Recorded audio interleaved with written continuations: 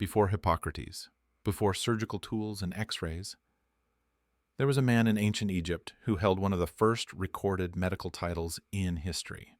His name was Hesy-Ra, and over 4,600 years ago, he may have been the world's first dentist. Hesy-Ra lived around 2600 BCE during Egypt's third dynasty under the reign of Pharaoh Djoser. He was a high-ranking official, a scribe, and most importantly, he was inscribed as the chief of dentists and physicians of the palace, the earliest known reference to dental practice in recorded history. Hesy-Ra's tomb in Saqqara is famous for its beautifully painted cedar wood panels, now housed in the Egyptian Museum in Cairo. The inscriptions list his titles, including Great One of the Dentists, Chief of Scribes of the King's Documents, Servant of the King. His tomb also depicts him seated at a writing desk, symbolizing his intellectual and professional importance. While we don't have his medical texts, Hesy-Ra's title suggests he was not only responsible for oral health, but also likely for treating gum disease, abscesses, and tooth extractions. Ancient Egyptians suffered from severe dental wear due to sand in their bread and diet.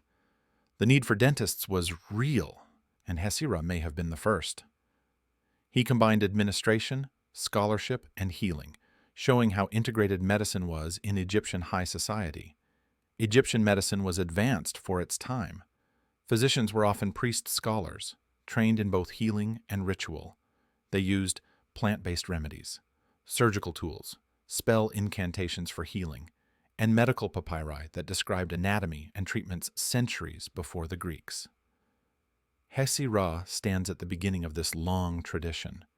He reminds us that oral health has always mattered, that even in the ancient world, people understood the pain of a toothache and the value of someone who could fix it.